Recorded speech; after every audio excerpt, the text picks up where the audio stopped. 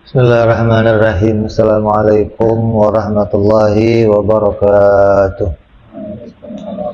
Fatiha ila ruhi sayyidina habibina syafi'ina Rasulullah sayyidina Muhammad ibn Abdullah sallallahu alaihi wa ala alihi wa ashabihi wa azwajihi wa dhurriyyatina la ya'la rijadin wal jannah yanfa'una bi asrarihi wa anwarihi wa ulumihi wa nafa'ati barakatihi fid dini wa dunya wal akhirah ja'aluna min hisbihim yarzuquna mahabbatahum wa yatawaffana ala millatihim ويشرنا في زمرتهم بالعافية والسلامة ثم الفاتحة بكتاب سيد أبو عبد الله محمد بن يوسف السنوسي ثم إلى حضرة الوالد عبد الله بن مسلم العطاس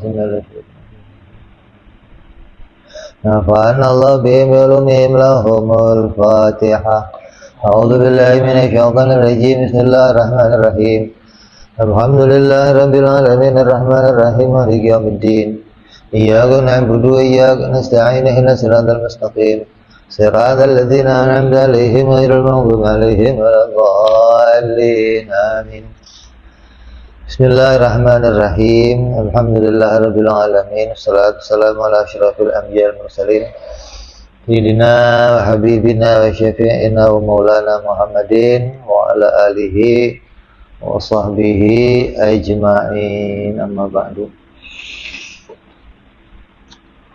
Selesai kita membahas perkara tentang uluhiyah, tentang ketuhanan, sifat-sifat Allah yang wajib bagi Allah, yang mustahil bagi Allah, dan yang jaiz, beserta pula dalil-dalilnya. Kemudian lanjut bab yang kedua, yaitu Nabawiyat. Wa ammar rusulu alaihi wassalatu wassalam fayajibu fi haqqihim as-sidqu wal amanatu wa tablighu ma umiru bitablighihi lil khalqi.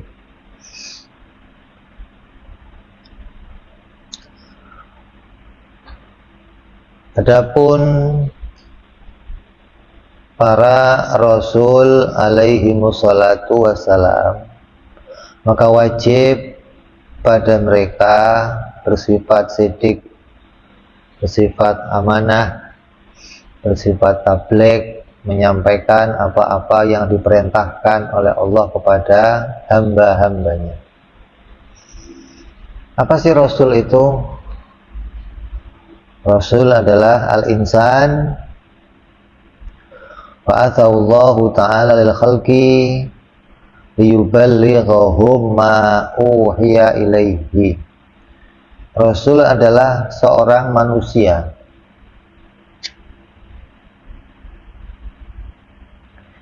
yang diutus oleh Allah kepada hamba-hambanya Allah untuk menyampaikan apa yang diwahyukan oleh Allah kepada dirinya.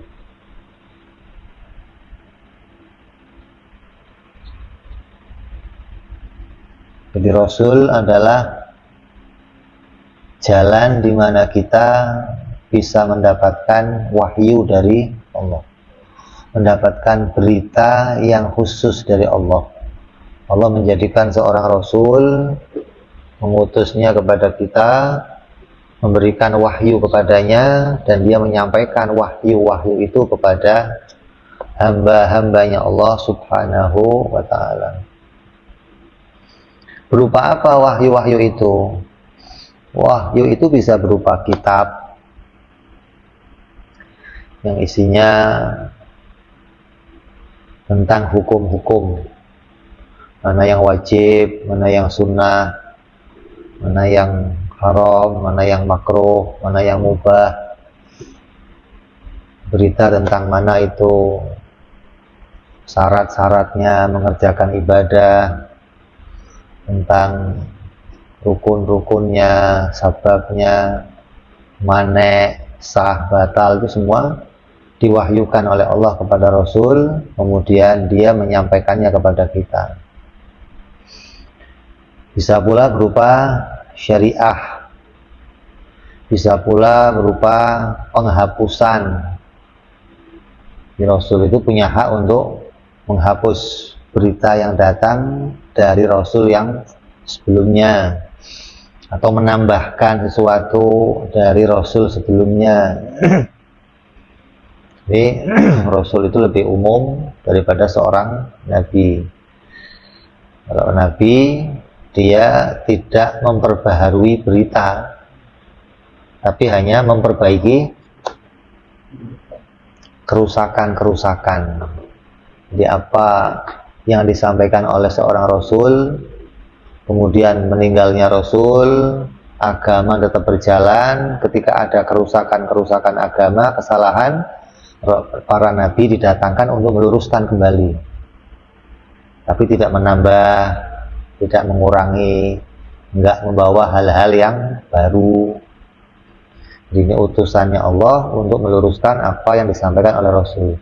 Sampai nanti Allah mengutus lagi Rasul yang baru, barulah Rasul tersebut bisa menambahkan sesuatu, menghapus, mengurangi apa yang datang dari Rasul yang sebelumnya. Makanya Rasul yang satu dengan Rasul yang lain selalu bersambung, saling memberitakan.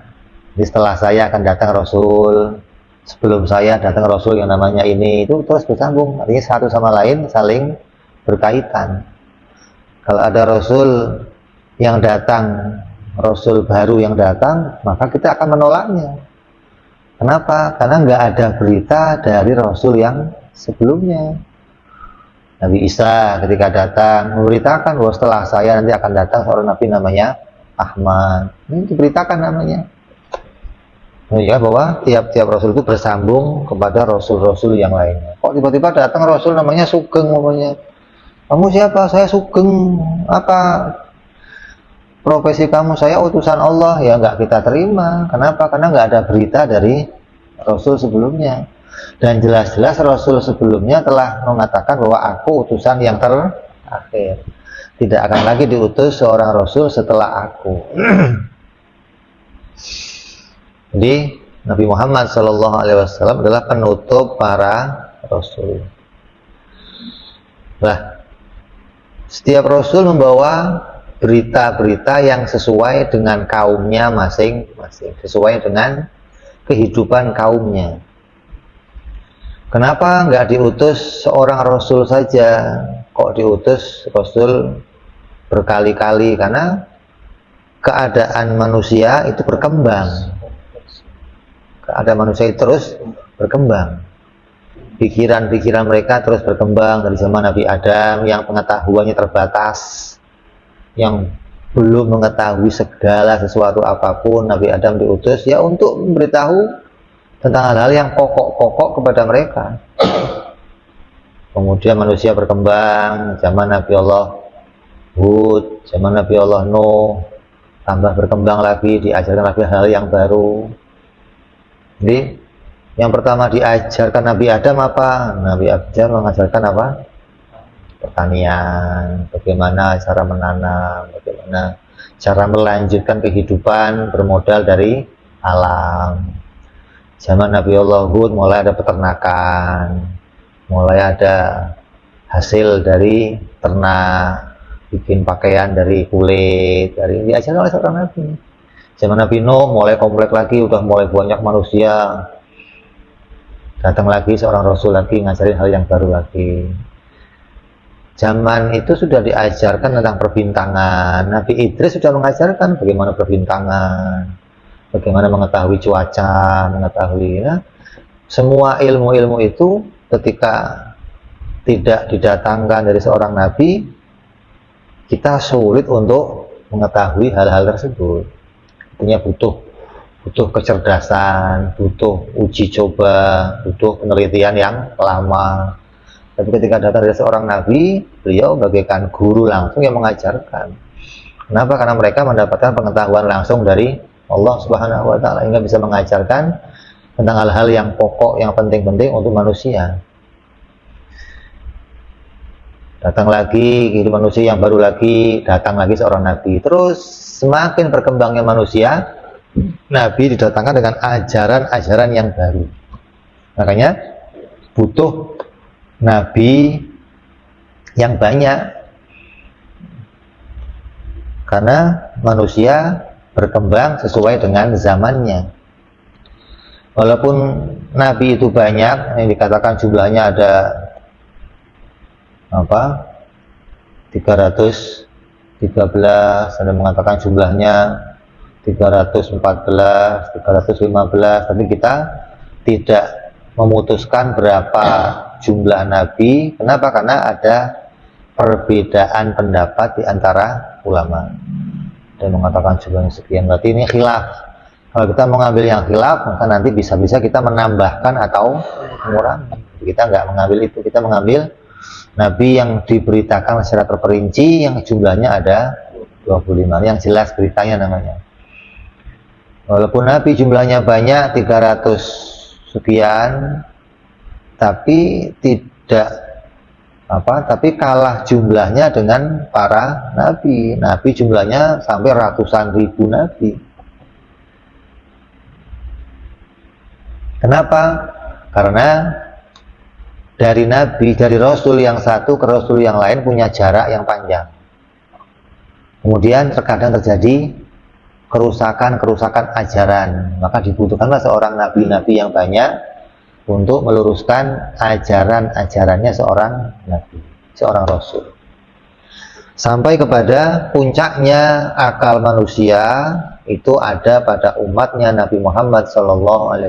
Maka diutuslah nabi yang terbaik, dengan ajaran yang terbaik, dengan kitab yang terbaik, hingga setelah Nabi Muhammad tidak lagi dibutuhkan nabi yang baru. Kenapa? Karena ajarannya sudah bisa menyelesaikan semua permasalahan manusia sampai nanti akhir zaman. Allah menyempurnakan beritanya dengan menjadikan Al-Quran sebagai berita yang sempurna. Artinya berita yang sempurna, Allah menjadikan pokok-pokok hukum-hukum ada semua di dalam Al-Quran. Hingga perkembangan manusia sampai nanti akhir zaman, yang berkembang itu hanya cara-caranya mereka saja, tapi hukumnya masih sama.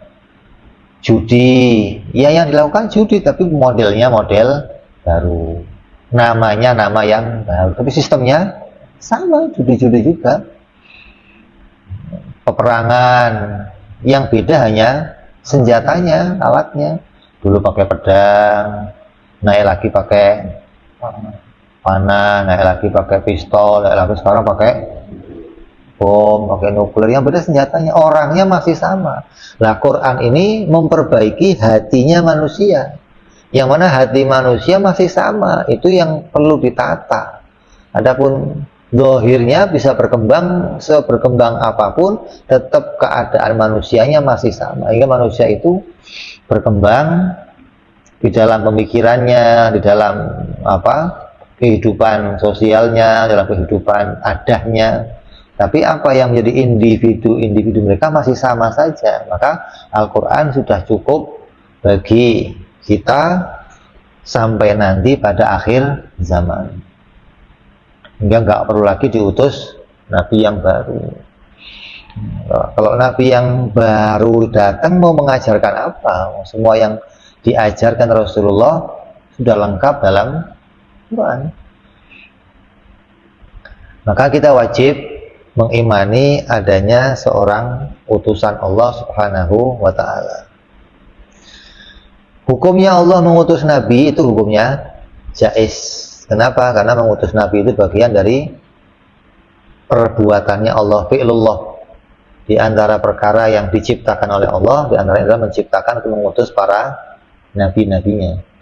Hingga kita ahli sunnah meyakini bahwa Allah mengutus nabi hukumnya jaiz, bukan wajib dan bukan mustahil. Yang mengatakan mengutus nabi itu wajib di antaranya orang-orang Mu'tazilah, yang pendapat mereka bahwa Allah itu wajib menjadikan yang baik dan lebih baik. Tanpa mengutus nabi berarti Allah nggak bikin yang lebih baik gitu loh. Allah sudah bikin yang baik ini untuk kita, tapi ketika nabi diutus akan lebih baik gitu loh. Maka Allah wajib mengutus orang nabi agar menjadikan hal yang lebih baik. Bagi kita itu bukanlah kewajiban Allah. Allah boleh saja mengutus nabi Dan Allah boleh-boleh saja tidak mengutus Nabi. Nah, kalau Allah mengutus Nabi jadinya lebih baik, kata orang-orang Mu'tazilah. Justru kalau diutus Nabi jadinya banyak yang masuk neraka. Kalau ada Nabi, selamat semua. Dunia ini kalau nggak ada Nabi kacau. Ya kacau sih kacau, tapi kan aman, maksudnya nggak ada yang masuk neraka. Ini daerah Lago, ini daerah Marunda, ini banyak orang yang maksiat, tapi kalau nggak ada kiai selamat semua. Gara-gara ada kiai nggak pada selamat akhirnya. Jadi kiai datang bikin nggak selamat, kalau kiai nggak datang selamat semua.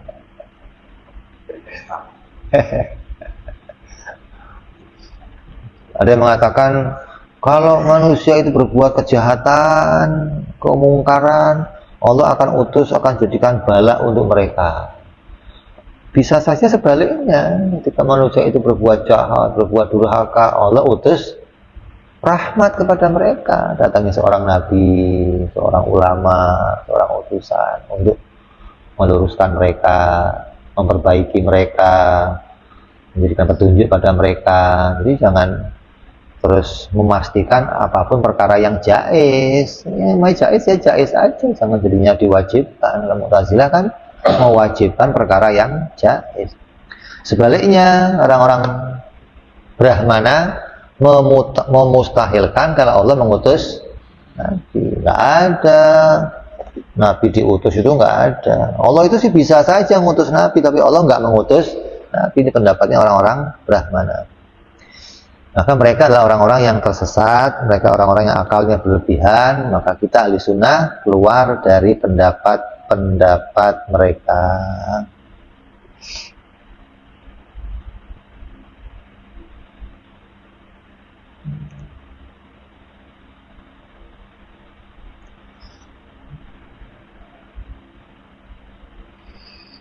Jadi jumlahnya Rasul kita nggak menjumlah, jumlahnya Nabi juga kita tidak menjumlahnya. Kenapa? Karena itu semua khilafnya para ulama. Kita cukup mengatakan secara ijmal bahwa para Nabi diutus oleh Allah jumlahnya banyak, para Rasul juga jumlahnya banyak. Tapi yang harus kita imani secara terperinci jumlahnya ada 25 Nabi dan Rasul. Setiap Rasul pasti Nabi, setiap Nabi belum tentu Rasul. Utama mana Nabi dan Rasul? Ulama beda pendapat. Ada yang mengatakan lebih utama Rasul, ada yang mengatakan lebih utama Nabi, ada yang mengatakan sama keduanya, kedudukannya. Ini perbedaannya para ulama antara derajatnya seorang Nabi dan Rasul. Bedanya apa Nabi dan Rasul? Kalau Nabi itu tidak menyampaikan hukum-hukum yang baru, tidak menyampaikan hukum-hukum yang baru, mereka hanya menyampaikan hukum-hukum dari nabi-nabi yang sebelumnya, Rasul yang sebelumnya. Jadi mereka nggak tablek, artinya nggak tablek bangsa hukum, maknanya nggak tablek itu nggak menyampaikan hukum yang baru. Mereka ya tetap wajibnya sidik, amanah dan fatonah.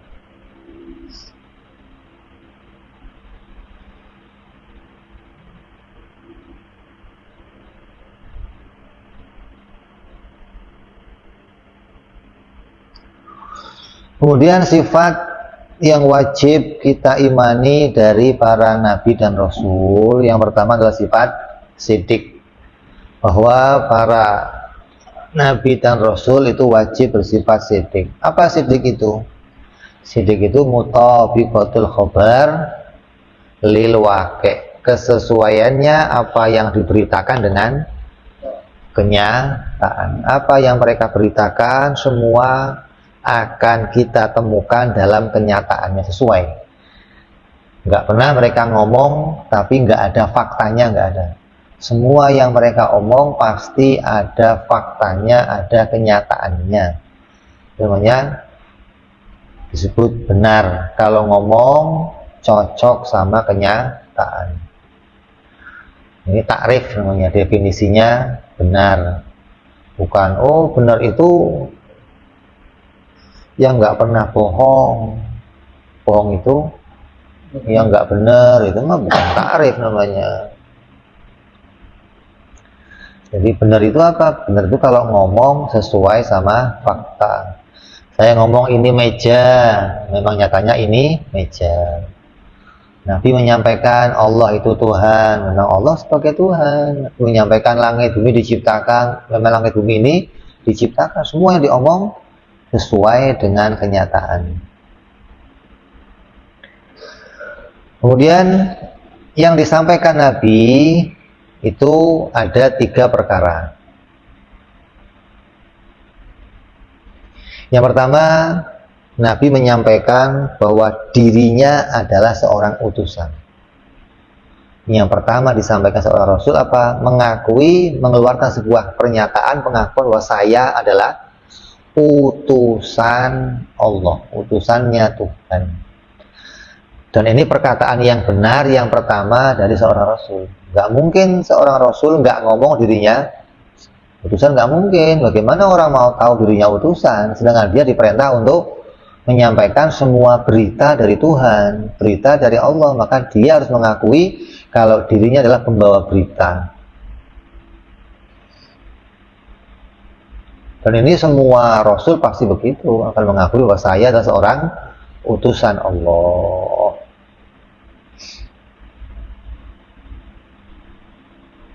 Dari sinilah nanti timbullah banyak orang-orang yang berselisih antara percaya dan tidak percaya. Nah, bagaimana enggak seorang yang tinggal di sebuah lingkungannya sendiri tiba-tiba mengatakan dirinya seorang Rasul, yang dia itu ya seperti manusia biasa, ya makan, ya minum, ya tidur, ya duduk bersama kawan-kawannya, ya ngopi bareng, ya ketawa bareng, kok tiba-tiba ngaku seorang Rasul. Itu mengagetkan gitu loh. Lebih sulit diterima dong. Iya, lebih sulit mengenali seorang Rasul daripada mengenali Tuhan. Kalau kenal Tuhan itu buktinya diri kamu sendiri sudah jelas. Kalau kenal Rasul nggak bisa, buktinya diri kamu sendiri nggak bisa. Harus ada bukti mukjizat dari seorang utusannya. Hingga orang yang mau mengetahui kebenaran seorang Rasul, dia harus melihat atau membuktikan sebuah mukjizat. Yang pertama disampaikan oleh seorang Rasul bahwa dirinya adalah seorang utusan Allah. Kemudian yang kedua,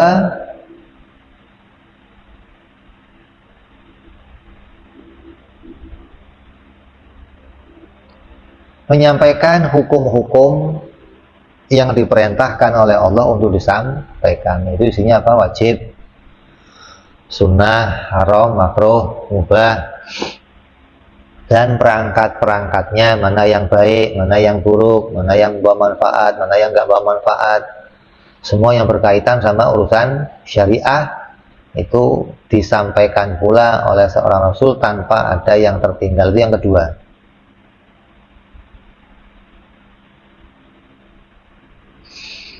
Terus yang ketiga yang disampaikan Nabi adalah mengucapkan sesuatu tentang perkara-perkara urusan dunia, yang semua ucapannya itu ucapan yang benar, seperti Zaid berdiri, Umar lagi duduk. Ini kalau Nabi ngomong Zaid sekarang berdiri, kamu tengok keadaannya si Zaid, pasti dia berdiri. Makanya Nabi SAW ketika menyampaikan berita-berita tentang yang terjadi, ini membuat semangat kepada umatnya. Ketika umat Islam jumlahnya masih bisa dihitung pakai jari, baru puluhan, belum banyak. Nabi sudah menyampaikan nanti Persia akan kita kuasai, nanti negara-negara akan kita tundukkan, nanti. Ini sahabatnya udah mendengar berita itu, dan itu pasti akan terjadi gitu. Bahkan ada seorang sahabat yang dikatakan, ente nanti akan pakai mahkota dari Persia, akan ditundukkan, kamu nanti pakai mahkotanya.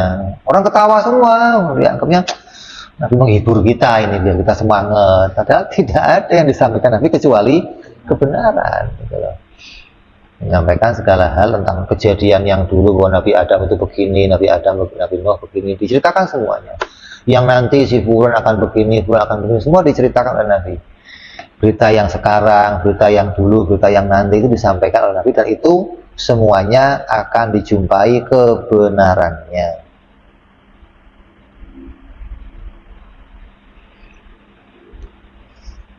Nabi ditanya, ente makan apa ya Rasul? Saya makan ini, saya minum ini. Dulu saya pernah makan ini, minum ini. Ini diceritakan semua hal-hal tentang urusan dunia yang berkaitan, hal-hal yang penting untuk disampaikan oleh Nabi Shallallahu Alaihi Wasallam.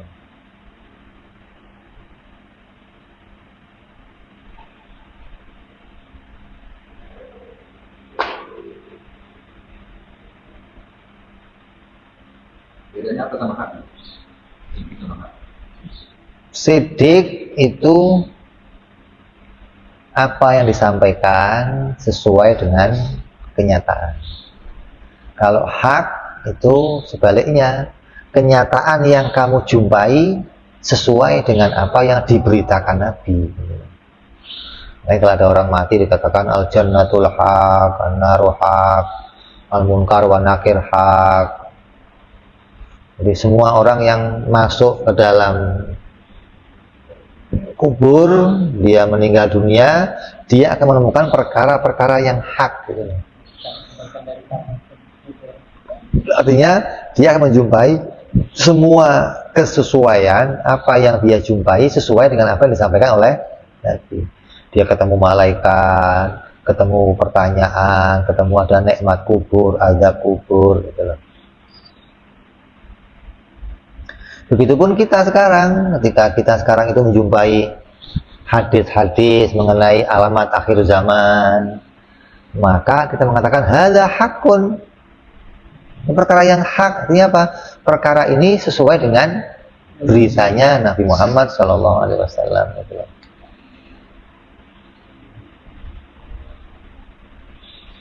Kan sudah banyak kan alamat-alamat akhir zaman yang kita jumpai, seperti mengeringnya sungai Efrat, bermunculannya hal-hal yang aneh-aneh, gempa-gempa yang sering terjadi. Ini banyak kita coba hal yang hak-haknya, banyak yang sudah sesuai dengan beritanya seorang Nabi.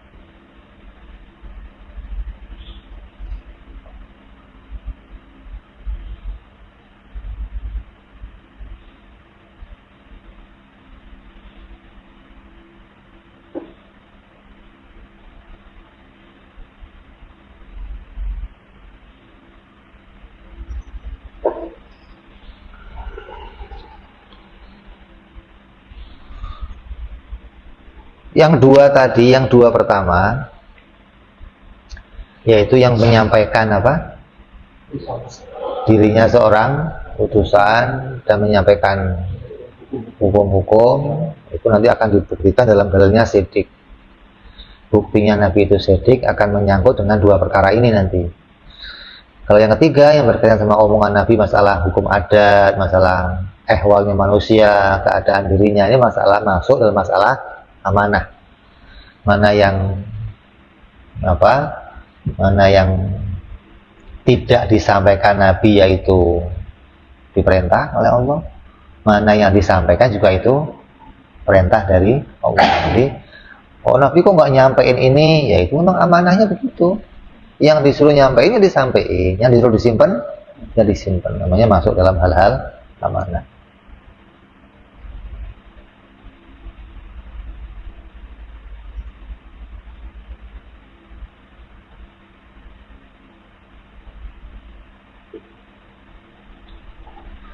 Walaupun sebenarnya dalam sidik ini, ketika kita tadi ungkap bahwa isinya sidiknya Nabi apa?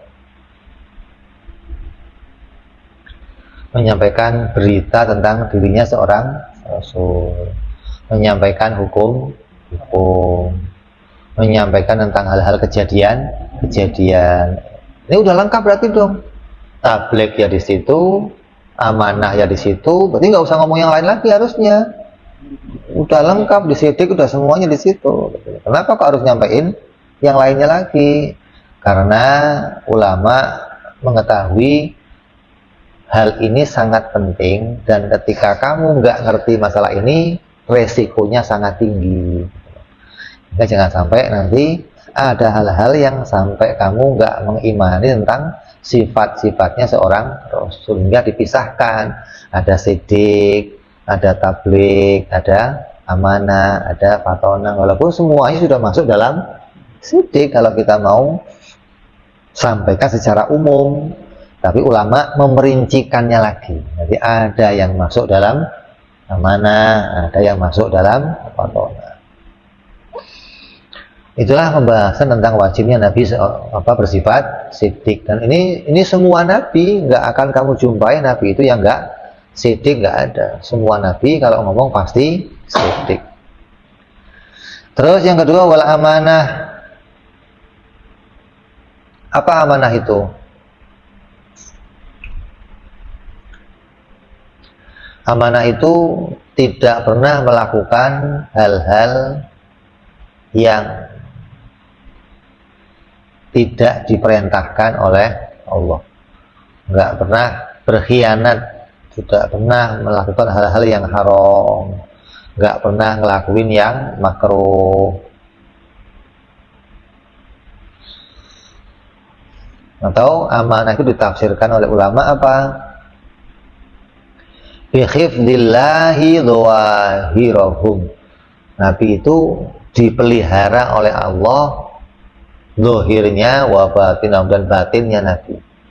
Zahirnya dipelihara oleh Allah, batinnya dipelihara oleh Allah. Artinya zahirnya nggak pernah melakukan kesalahan, batinnya nggak pernah melakukan kesalahan. Kesalahan zahir rupanya apa? Yang haram, kesalahan zahir namanya. Yang makruh, ini bagi Nabi kesalahan kalau melakukan itu, walaupun hal itu makruh. Kenapa? Karena Nabi itu harus melakukan yang terbaik sebagai suri tauladan, walaupun hukumnya makruh itu nggak dosa, tapi nggak pantas bagi seorang Nabi melakukan hal-hal yang makruh. Jangankan makruh, hal-hal yang mubah, hal-hal yang rendah itu pun tidak pernah dilakukan oleh Nabi. Kalau Nabi ngelakuin itu, apa bedanya Nabi dengan yang bukan Nabi? Karena Nabi itu contoh, maka yang dikerjakannya harus yang terbaik, harus yang paling utama. Ini nggak pernah melakukan hal-hal yang di luar keutamaan. Yang nggak utama itu kayak apa contohnya? Yang nggak utama itu ya kayak buka baju, itu nggak utama maksudnya. Ya nggak haram, nggak ditemukan keutamaannya. Orang bajunya nggak dikancingin keluar, itu hilang keutamaannya gitu loh. Nabi selalu utama tampilannya rapi, pakaiannya rapi, hingga nggak pernah ditemukan cedera sedikit pun pada apa yang ditampilkan oleh seorang Nabi.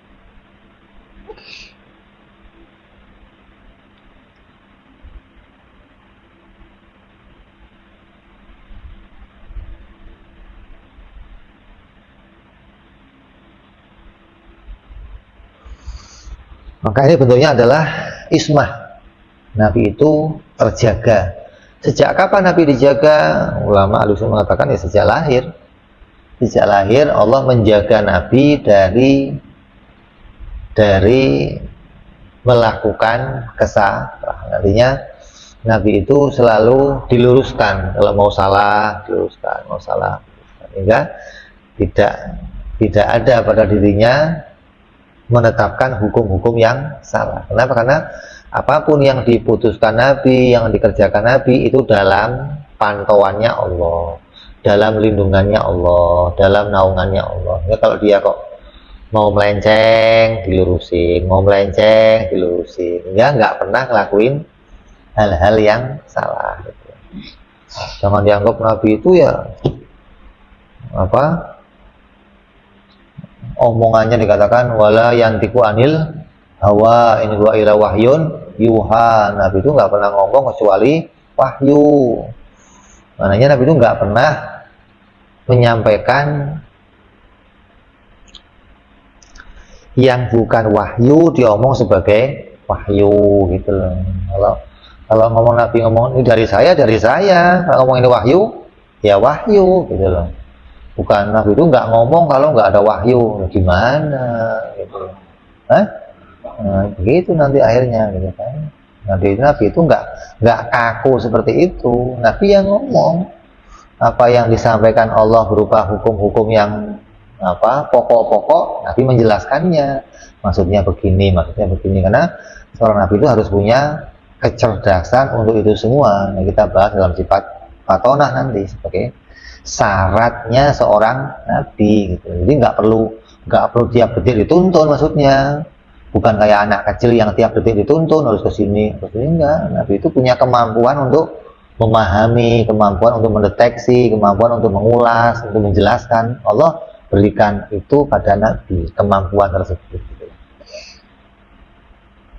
Jadi dijaga oleh Allah zahirnya maupun batinnya. Batinnya dijaga dari apa? Dari hasud, dari riya, dari syirik, dari takabur, dari ujub. Semua kekotoran hati itu dijaga oleh Allah pada dirinya seorang Nabi, hingga mereka nggak tersentuh maksiat zahir maupun maksiat batin.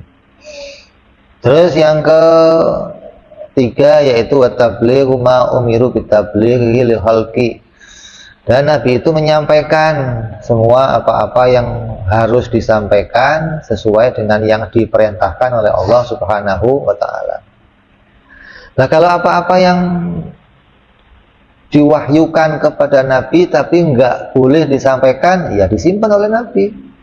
Maka menyimpan itu maksudnya dalam amanahnya. Dia amanah sesuai namanya. Kalau ini beritanya disuruh nyampein, ya disampaikan.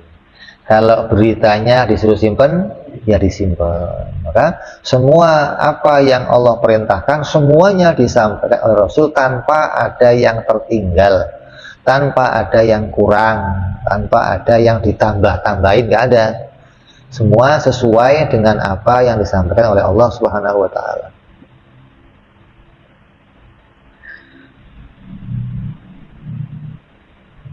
Jadi kalau bicara tabligh, ada 3 hal yang disampaikan Nabi. Yang pertama, yang wajib disampaikan, namanya berita yang memang Allah itu mewahyukan dan itu harus disampaikan. Yang kedua, yang harus disembunyikan. Artinya Allah memberitakan dan itu tidak boleh disampaikan. Jangankan Nabi, para sahabat juga begitu. Banyak hal-hal khusus yang Nabi itu memberitain sama sahabatnya nggak boleh disampaikan. Dan Nabi ini kalau kamu sampaikan bahaya, apa simpan buat kamu aja. Ya, kata sahabat, kalau saya sampaikan ini banyak orang yang akan salah paham, banyak orang, karena kemampuan akal manusia itu nggak sama untuk memahami sesuatu gitu loh. Ya, Nabi cukup menyampaikan sesuai kadar akalnya manusia. Oh, ini akalnya mampu, Nabi sampaikan kepada dia, jangan buat yang lain. Ada yang Allah sampaikan untuk Nabi yang mana umat manapun nggak akan sanggup terimanya, Nabi nggak boleh nyampaikan lagi, urus buat kamu aja ini beritanya. Jadi ada yang Nabi wajib menyampaikannya, ada yang Nabi wajib menyimpannya. Yang ketiga, ada yang Nabi itu boleh memilih, mau menyampaikan boleh, mau tidak menyampaikannya juga boleh. Yang ketiga ini ya bukan hal-hal yang berkaitan sama hukum-hukum biasanya. Kalau yang berkaitan sama hukum-hukum ya harus disampaikan oleh Nabi SAW.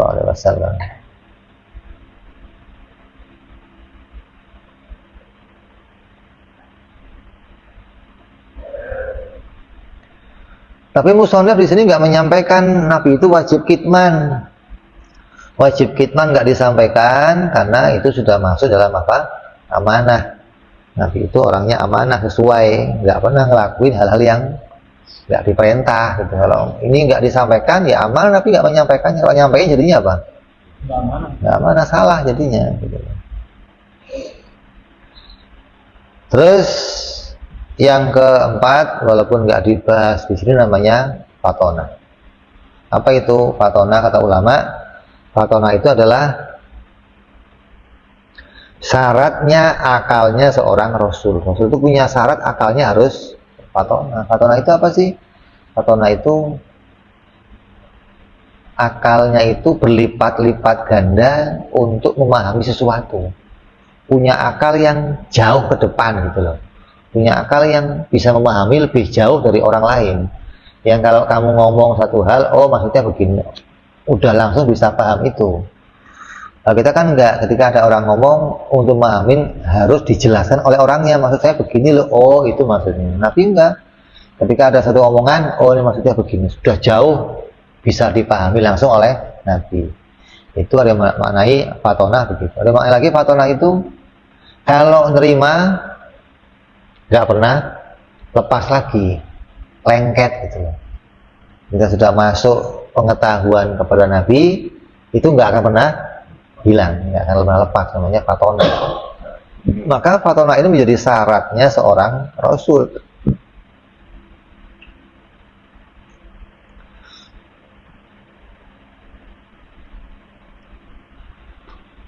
Jadi ada syurutul akliyah, ada pula syurutu syar'iyah wal adiyah.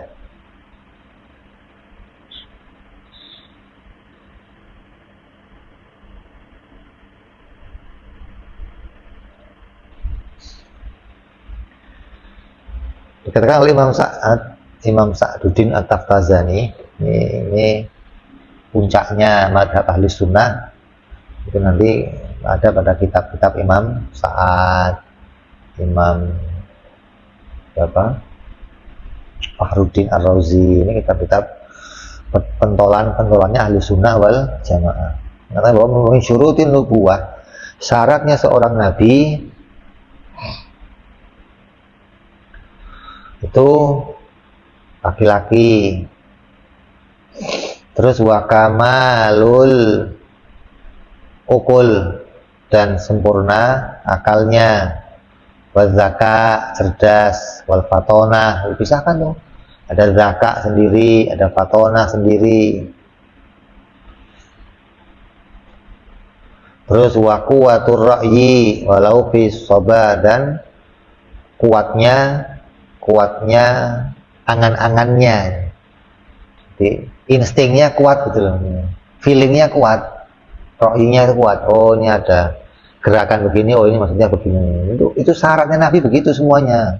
Nabi itu punya feeling yang sangat kuat gitu loh. Jadi nggak perlu dikit-dikit dijelaskan, dikasih tahu. Maksudnya gini ya Rasulullah, itu bodoh namanya gitu loh. Nabi kok begitu. Kalau kita pantes dijelaskan berkali-kali aja kadang nggak paham. Nabi nggak begitu. Syaratnya Nabi akalnya zakat, akalnya cerdas. Kalau ada orang ngomong jenius, Nabi lebih dari seorang yang jenius gitu. Fatona, lipat-lipat akalnya. Kemudian kuwatur ra'yi, instingnya kuat. Walaupun itu masih dalam keadaan kecil, dari kecilnya udah punya insting yang kuat, udah punya feeling yang kuat. Seperti Nabi Isa, Nabi Yahya, dari kecil udah diberitakan langsung, feelingnya kuat, instingnya kuat, enggak usah diajari macam-macam, itu sudah cepat pahamnya gitu loh. Nah kan riwayatnya banyak, Nabi Isa itu dibawa sama ibunya untuk belajar. Kata gurunya, ini mah usah diajarin, udah pinter dia, udah apa yang mau saya sampaikan dia udah paham semua, udah bawa pulang aja lah bu gitu. Nabi Yahya begitu pula.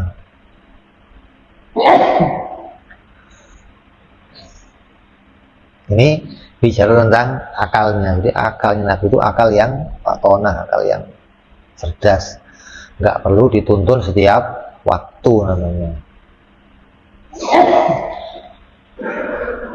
Hingga kalau bicara tentang ingatan Nabi ya ingatan yang super jenius, nggak pernah ada lupanya, nggak pernah ada lalainya, nggak pernah ada.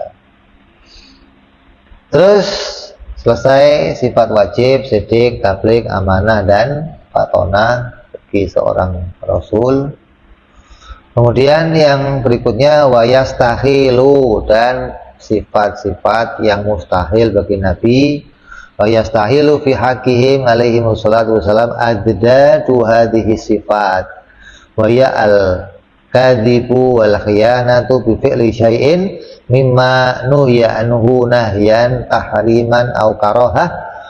Terus wa kitmanu syai'in mimma umiru bitablighihi lil khalqi. Yang mustahil bagi Nabi juga ada 4, sebagaimana lawannya dari perkara-perkara yang wajib. Apa yang pertama yang mustahil Nabi? Yang mustahil bagi Nabi yang pertama adalah kizib, bohong. Mustahil Nabi itu bohong. Apa itu bohong? Bohong itu adamu mutabiqatul khabar lil waqi', yaitu tidak adanya kesesuaian apa yang dia beritakan dengan kenyataan, itu namanya bohong.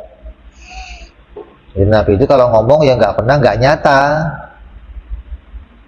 nggak ada Nabi bohong. Walaupun Nabi itu bercandanya bener, nggak akan ada kebohongan gitu. Kalau kita kan kadang bercandanya bohong gitu loh. Kalau bercanda bohongin orang, biar orang seneng, biar orang ketawa. Nabi nggak pernah. Kalau bercanda pun, bercandanya pasti benar, nggak akan ada kebohongan satupun dari apapun yang disampaikan oleh Nabi. Jadi mustahil Nabi itu kizib, bohong. Nah, itu kejadian Nabiullah Ibrahim gimana, Beb? Tuh, maksum rokok apa sih? Nabi Ibrahim katanya pernah bohong 3 kali. Nah, ini berita-berita yang harus kita luruskan terusnya gitu loh. Jadi ketika orang itu nggak ngaji ilmu akidah lebih dulu, kemudian dia ngajinya ilmu hadis, ngajinya ilmu tafsir, dia akan menjumpai hal-hal yang berlawanan dengan akidah.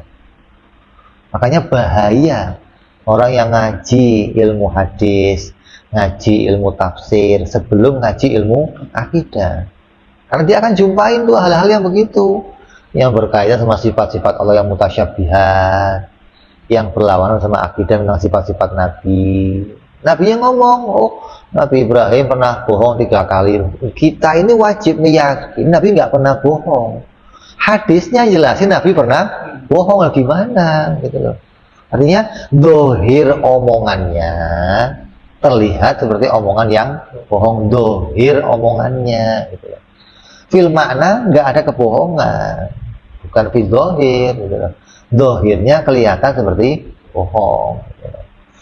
Seperti Nabi Ibrahim ditanya, ini siapa Ibrahim? Nabi Ibrahim nggak ngomong ini istri saya, tapi ini saudara perempuan saya. Padahal harusnya jawabnya ini istri saya. Kenapa kok jawabnya ini saudara perempuan saya? Kan al-muslim akhul muslim, saudara muslim gitu loh. Nabi itu punya kecerdasan. Jadi kalau saya jawab ini bahaya gitu loh.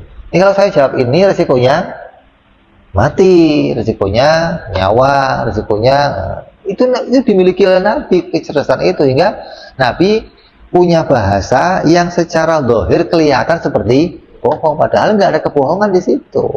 Jadi, kamu harus pahami ini. Begitu pula omongan semua Nabi yang lainnya, ketika dohirnya kelihatan, oh kok Nabi kayaknya bohong, itu tidak ada pada dirinya Nabi. Kenapa?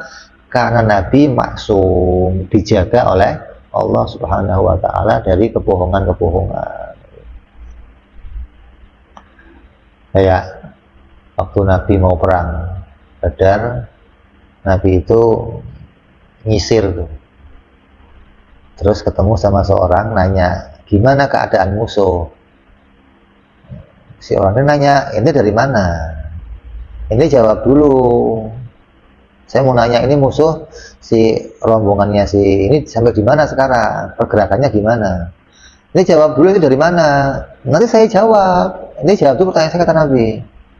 Nah, semua orang dijawab, oh ya tadi saya lihat begini, cerita dia tuh, kalau ada musuh begini. Jawab semuanya. Si orang nanya lagi, ini dari mana? Ana minal ma'. Udah pulang. Bohong nggak itu? Maunya orang itu dari mana? Mekah. asalnya gitu loh. Dia jawabnya ana minal ma. Selesai, saya dari air. Ana minal ma, saya dari air. Ya benar, manusia semua dari air. Itu nggak ada kebohongan begitu, nggak ada gitu. Jadi orang yang yang nanya ini gimana sih kok dari air, tapi kan setelah dipikir memang benar, tapi saya nggak mau itu jawabannya gitu. Saya mau jawaban yang lain. Cukup dia cukup, yang penting saya udah jawab asal saya dari mana gitu. Asal saya anak bintang ma, itu dari mana asalnya, Mekah apa dari kelompok mana gitu loh maksudnya. Anak bintang ma gitu nanti. Jadi nggak akan ada dijumpai kebohongan dari ucapan seorang nabi. Makanya penting ngaji akidah itu mengokohkan ini. Ketika kamu jumpai itu, kita harus menakwilkannya sampai ketemu sidik bagi mereka. Hingga hati kita itu nggak berkurang yakinnya. Gitu. Jangan, nabi itu ada yang bohong. Itu merusak akidah kamu. Kamu kok mengatakan begitu berarti mencacati keimanan kamu. Ini ingkar ini bisa jadinya rusak iman kamu, fasik gitu loh. Untung-untung kalau rusak, kalau sampai kafir gimana? Meyakini ada seorang nabi yang ngomongnya bohong, gimana? Lah kalau nabi itu bohong, lagi bagaimana pembohong mau diutus sama Allah? Apa Allah mungkin mau menyampaikan hal yang sangat penting dititipkan kepada orang yang gimana sih? Itu nggak bisa dipercaya, membohong, pelaku maksiat, nggak mungkin disampaikan gitu loh. Jadi nabi itu nggak pernah sedikit pun perkataannya dijumpai kebohongannya. Terus yang kedua,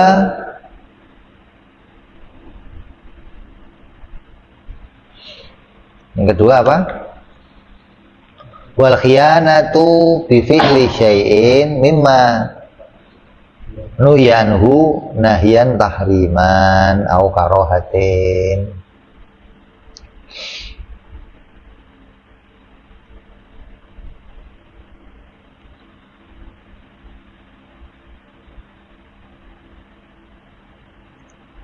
Bifi'li syai'in, nabi itu nggak pernah melakukan satu perbuatan pun. Perbuatan di sini termasuk pula ucapan, gitu loh. Bukan hanya perbuatan zahir badannya, sampai ucapannya pun nggak pernah ngelakuin ucapan yang haram-haram. Contohnya apa yang haram-haram ucapannya? Kata kasar, misuh, ngumpat orang, nggak pernah. Itu ucapan yang haram gitu, ucapan yang kasar. Nabi nggak pernah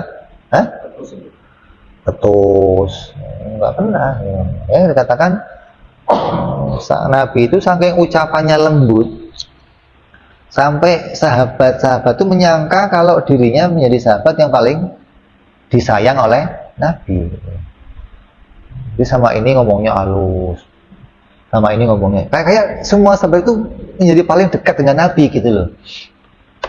Saya kalau ngomong dengan Nabi selalu halus bahasanya. Apalagi istri-istrinya Nabi ini. Semua istri Nabi itu menyangka dirinya istri yang paling dicintai. Jadi nggak pernah menyangka terus menganggap si Anul begini. Nggak pernah ada, gitu. Nggak ada kecemburuan begitu, nggak ada. Mereka menganggap dirinya yang paling dicintai oleh Nabi. Ini sikap ngomongnya Nabi, sikap badannya bisa begitu. Sahabatnya begitu, menganggap bahwa dirinya yang paling dekat dengan Nabi. Karena bahasa yang disampaikan Nabi selalu bahasa yang baik. Ini termasuk ucapannya nggak pernah melakukan ucapan-ucapan yang sampai pada keharuman.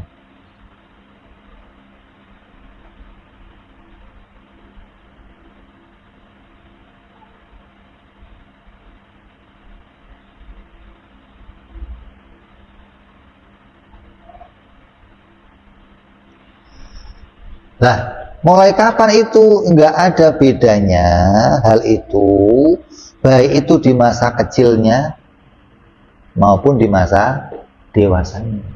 Nabi itu nggak pernah khianat, nggak pernah ngelakuin yang haram-haram, walaupun di masa kecilnya sebelum dia diutus jadi seorang rasul.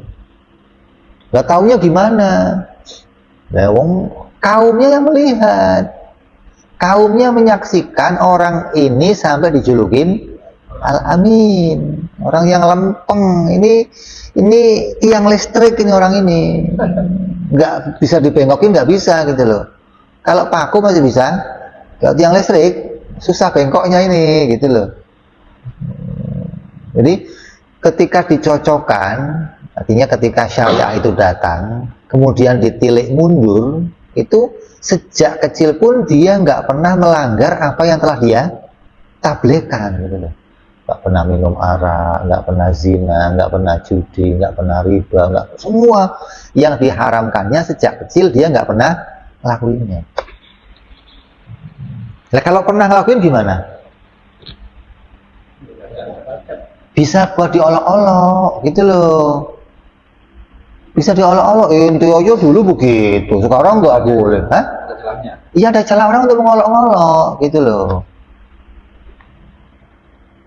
Maka itu nggak pernah terjadi pada Nabi. Nggak ada celah sedikit pun untuk Nabi itu diolok-olok ketika menyampaikan sesuatu. Makanya nggak pernah Nabi melakukan hal yang haram, baik itu sejak walaupun lupa. Sampai di kala lupanya pun nggak pernah ngelakuin yang haram.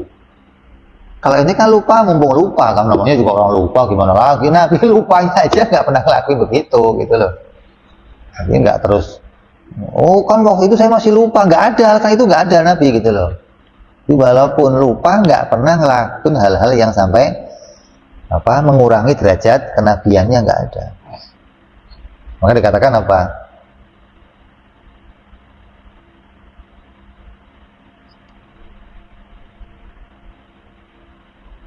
Jangan pernah kamu katakan Nabi itu ya boleh aja maksiat kalau pas lupa, atau Nabi boleh maksiat, pernah maksiat ketika sebelum jadi Rasul.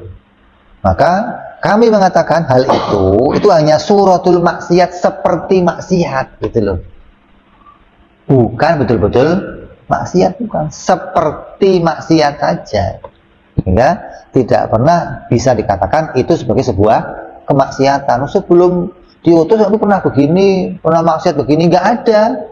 Itu hanya seperti maksiat. Kalau mau dihukumi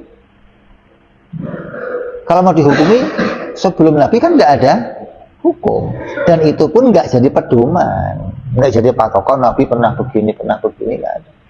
Jadi apa yang nampak seperti maksiat bagi Nabi itu harus ditakwilkan. Nabi pernah ngelakuin yang makruh, kencing berdiri, itu hanya tampaknya aja kayak makruh, padahal itu wajib bagi Nabi. Tabligh hukum wajib begitu justru gitu loh. Kalau bagi ente makruh, bagi Nabi wajib. Nabi wudhu sekali-kali, nggak 2 kali, nggak 3. Bagi ente hukumnya apa? Bagi Nabi wajib. Kenapa? Karena kalau Nabi nggak nyontohin itu, kita nggak tahu bahwa hukum-hukum bisa ada sunnah, ada makruh, ada mubah gitu. Jadi apa yang nampak Nabi itu seperti maksiat harus ditakwilkan. Jangan sampai di hati kita menisbatkan hukum Nabi pernah maksiat sebelum nubuah, apalagi setelah nubuah, dalam keadaan lupa, apalagi nggak lupa. Lupa aja nggak mungkin gitu loh. Nah, begitu pula apa yang terjadi pada Nabi Adam alaihissalam. Nabi Adam waktu itu kan lupa. Ini juga harus diluruskan. Bentuknya harus sampai pada apa? Itu bentuknya apa? Hanya nampak seperti maksiat, bukan kemaksiatan. Ini kalau ada orang datang ke kamu, dia bawa namanya Allah. Pak, saya lagi butuh uang, atau ini saya ini menyalurkan bantuan untuk Palestina, atau saya ini butuh, demi Tuhan ini saya akan lurus, saya nggak bohong. Terus kamu nyumbang, ternyata dia bohong. Kamu tertipu nggak? Hah? Tertipunya karena Allah, bagus. Bukan tertipu karena orangnya, bukan karena dia bawa namanya Allah, kamu tertipu namanya Allah itu gitu loh. Kalau dia nggak bawa nama Allah, ini nggak gubris gitu loh, ngapain? Tapi karena dia bawa namanya Allah, Kamu tertipu, kata nggak masalah, saya tertipu dengan nama Allah, bagi saya menguntungkan, bagi dia rugi, saya untung. Karena tertipunya saya dibelain sama Allah, gitu loh. Karena saya ngelakuin itu demi Allahnya, gitu loh. Bukan demi dianya, karena ada nama Allah yang dibawa di situ, maka saya kerjakan demi nama Allahnya. Gitu loh. Dan Nabi Adam demikian, gitu loh. Walaupun dia dikatakan tertipu, bukan tertipu sama iblisnya. Nabi Adam ngelakuin karena ada nama Allah yang dibawa di situ, gitu loh. Jadi seharusnya itu menguntungkan, begitu loh, bagi Nabi Adam itu menguntungkan. Kenapa? Karena dia sangat patuhnya sama Allah sampai ngelakuin hal itu. Walaupun orang lain menganggap dia tertipu, tapi dia merasa nggak tertipu. Kenapa? Karena dia ngelakuin karena nama Allah yang disampaikan dia. Nabi Adam tertipu, Nabi Adam ini hal-hal yang mencacati kenabian, nggak boleh kita begitu. Nabi Adam berbuat salah lagi. Jadi kita harus luruskan. Lah boleh nggak saya ngomong Nabi Adam itu salah?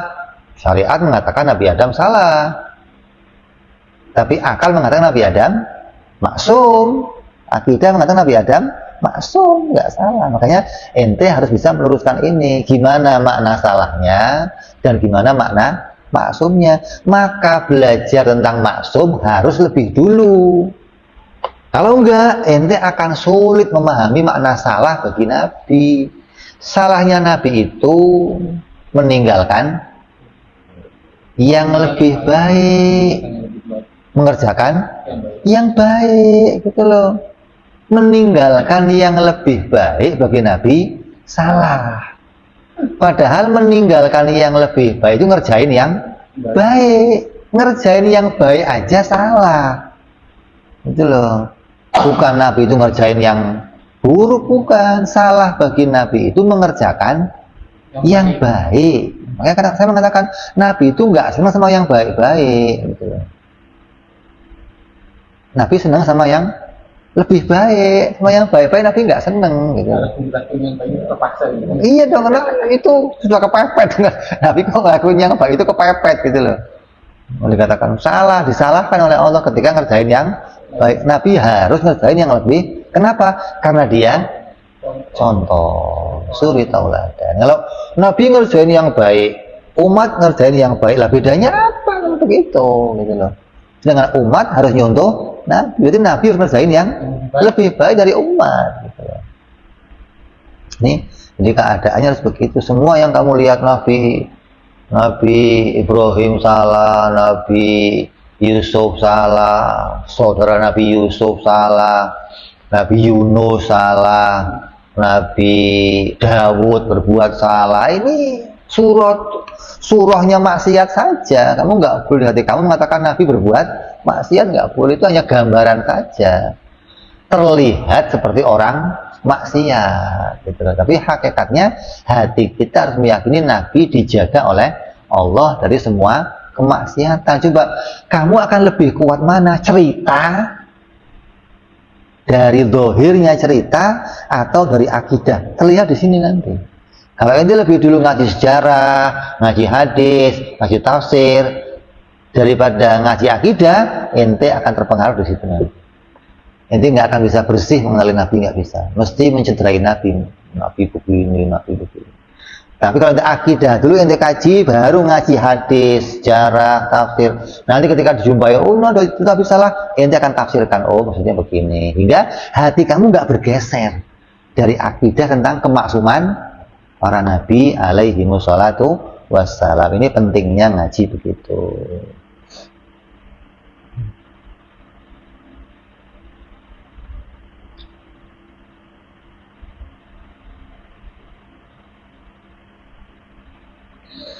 Maka lihat, anna naqulu huwa suratun maksiyah wa ma warada mimma yuhamu, apapun dari hadis riwayat yang yuhamu wuku udzalika tampaknya maksiat minhum yajibu takwil, wajib di takwil. Ini hukumnya begitu. Kalau enggak bahaya, ente mengurangi derajat hati kamu nanti.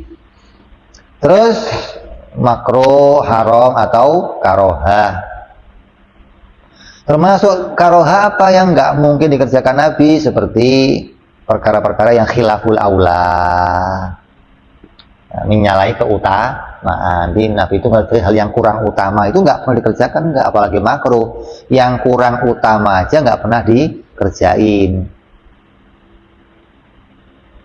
Maka nggak ada bantahan ketika Nabi itu bala iman kencing berdiri, wudhu sekali-sekali atau wudhu 2 kali li annahu litasyri', karena itu semuanya litasyri', untuk mengajarkan hukum kepada umat, walibayani li jawazi dzalika, walibayani lil jawaz, dan itu sebagai penjelasan bahwa hal itu adalah hal yang jawaz atau boleh dikerjakan kepada umat. Wadzalika, dan itu semua wajibun fi haqqi Rasul, wajib Nabi ngerjainnya, gitu loh. Ente ngomongnya mah, bagi Nabi wajib. Maka secara jelas Nabi itu nggak pernah ngelakuin yang haram, yang makruh. Atas arah hal itu makruh, hal itu haram. Dan begitu pula nggak pernah Nabi ngelakuin yang mubah dari arah mubah. Gitu loh. Hah? Mubah. Ketika Nabi ngerjain yang mubah, naik ke sunnah. Gitu loh. Mubah itu apa contohnya? Makan, tidur, kawin, kerja, itu mubah. Ketika Nabi ngerjain itu naik ke derajat sunnah atau wajib, gitu loh. Nggak sampai mubah, tetap jadinya mubah. Makanya apa yang dikerjakan Nabi itu nggak pernah keluar dari wajib dan sunnah, wajib sunnah, wajib sunnah, seumur hidupnya nggak pernah keluar dari perbuatan itu. Ini akidah yang harus kita yakini, gitu loh. Kok begitu? Kenapa? Jangankan Nabi, para walinya aja begitu lah, apalagi nabinya. Ini mau jadi wali ngakuin haram, ngadu ayam. Oh, ada wali tapi mastur, kerjaannya ngadu. Ada wali kok ngadu ayam. Itu loh. Jadi jangankan kok walinya saja nggak pernah ngelakuin hal itu, gitu loh. Kenapa? Karena kalau wali ngerjain hal itu, ini walinya Nabi nih. Ini wali Nabi begini. Dan nabinya gimana? Kan begitu jadinya, gitu loh. Jadi contoh kebalik, maksudnya nabinya beres, pantas walinya aja begini. Gimana nabinya? Gitu loh mestinya dong. Jangan wali ngerjain yang haram, yang makruh. Nah nabinya gimana? Lah nggak parah jadinya. Dibalik harusnya, nabinya aja beres, maka wali-walinya pun begitu. Pantas kalau jadi walinya. Walinya aja begini, gimana nabinya? Gitu dong mestinya. Nampak kemuliaan nabinya. Kenapa? Wali ini menampakkannya. Dia nyontoh Nabi, tindakannya, hidupnya, jalannya, makannya, tidurnya, hatinya, semua nyontoh Nabi. Hingga walinya aja begini, gimana nabinya hebatnya. Jangan wali untuk yang begini. Wali nggak sholat. Mana ada wali nggak sholat? Wali nggak sholat. Biar saya digebukin malaikat. Ini wali nggak mau saya. Imani wali nggak sholat. Terus, dan mustahil lagi berikutnya, wakit manusia mimma umiru bitablighi, dan mustahil Nabi itu menyimpan sesuatu yang diperintahkan untuk disampaikan, walau sahwan, walaupun lupa. Lianna sahwa la yajuzu alaihim fil ahkam allati yuballighunaha lillahi ta'ala. Maka yang namanya lupa itu nggak terjadi pada hukum-hukum yang akan disampaikan Nabi, nggak terjadi. Nabi ini mau menyampaikan hukum tapi lupa, ya nggak ada. Beda sama Nabi menyampaikan hukumnya lupa. Kalau kamu lupa, solusinya begini, bukan Nabi lupa menyampaikan hukum, begitu loh. Tapi Nabi menyampaikan hukumnya orang lupa, gitu loh. Lah kalau nyampein hukumnya orang lupa gimana? Ya lupa, masa Nabi pura-pura lupa? Pura-pura itu namanya apa? Sandiwara, bohong, nggak ada. Dalam diri Nabi kebohongan nggak ada, gitu loh. Nabi kok pura-pura, oh saya mau pura-pura lupa biar nanti nggak ada, itu bukan Nabi namanya, kok pura-pura lupa gitu. Maka apa yang nampak dalam apa yang dikerjakan Nabi, seperti Nabi apa? Pernah lupa di dalam sholat 2 rakaat salam, dia nggak baca kunut, itu menjelaskan hukum namanya. Kalau orang lupa 2 rakaat salam, cukup nambahin 2 rakaat. Kalau orang lupa kunut, cukup sujud sahwi. Itu namanya mengajarkan hukumnya lupa. Bukan pada dirinya Nabi ada lupa, bukan. Lupa itu apa sih? Lupa itu adalah pengalihan setan. Orang lupa itu dialihkan oleh setan. Artinya tipu dayanya setan hingga kamu dibikin lupa. Ini sebabnya orang lupa itu ada tipu daya setan di situ. Kamu disibukkan oleh setan dengan hal-hal yang lain sampai kamu lupa hal yang pokok namanya. Dan Nabi pernah begitu. Bisa setan menyibukkan pikiran Nabi? Ya nggak bisa. Oh, hatinya Nabi itu sibuk dengan Allah. Bagaimana mau disibukkan oleh setan? Setan nggak bisa nyenggol-nyenggol Nabi, nggak bisa gitu loh. Nggak bisa disibukkan oleh setan, nggak bisa. Makanya kalau Nabi itu terlihat seperti lupa, itu maknanya Nabi itu sedang sibuk nazar kepada Allah Subhanahu wa taala, hingga melupakan hal-hal yang lain selain Allah. Bukan lupanya Nabi itu malah lupa kepada Allah, ingat yang lain, bukan. Itu lupanya kita. Lupanya Nabi lupa sama yang lain, ingat Allah. Itu mestinya dong.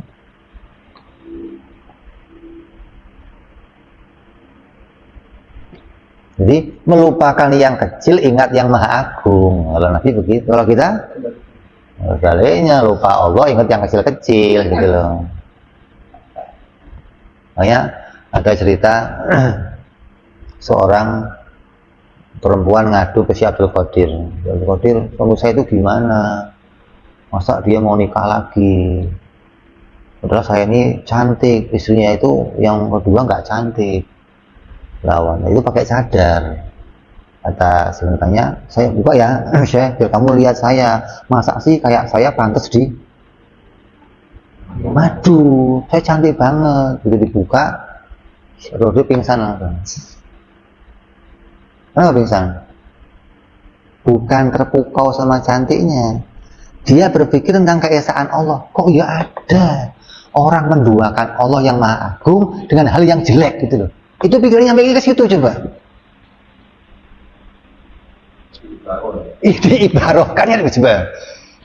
Yang dia lihat perempuan, tapi pikirannya dia, ini ada orang sudah punya Allah yang maha agung sempurna, kok ia sampai menduakan Allah. Dia katakan, masa sih saya diduakan sama hal yang jelek, udah nggak cantik, cantikan saya itu ya. Jadi pingsan melihat itu.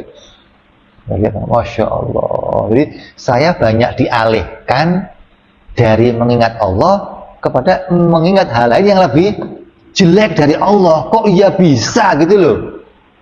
Saya kok begitu? Disadarkan dengan hal ini. Coba cerita ini. Bukan terpukau sama cantiknya, bukan. Tapi terpukau, kok ya saya bisa setelah mengenal Allah yang maha agung dialihkan kepada hal yang kecil, yang itu sepele, remeh, jelek, dan punya kemampuan lemah. Ini padahal ada yang maha agung yang bisa dilihat, disaksikan. Itu sempurnanya ro'yinya ulama. Gimana Nabi? Ulamanya aja begitu, gimana Nabinya coba itu?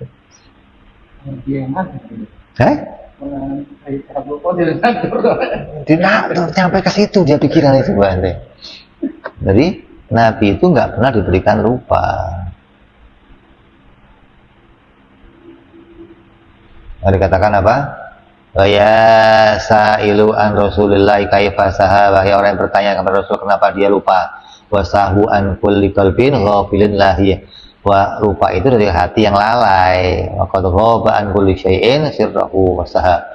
Amma siwallahi fala azimulillah. Maka Nabi itu lupanya nggak lupa tentang hal-hal yang sepele. Di hati Nabi ada mengagungkan Allah Subhanahu wa taala.